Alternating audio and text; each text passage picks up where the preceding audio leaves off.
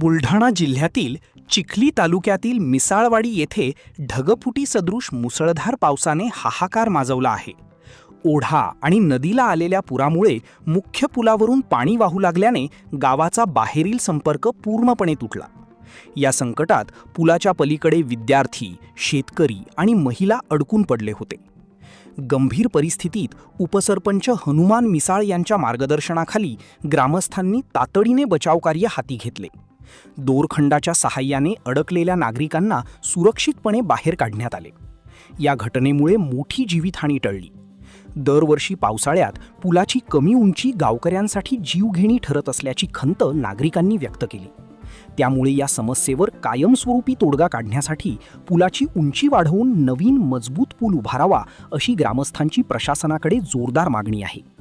सध्या परिसरात सतर्कतेचे वातावरण असून नागरिकांना विनाकारण पूरग्रस्त भागात न जाण्याचे आवाहन करण्यात आले आहे. आपला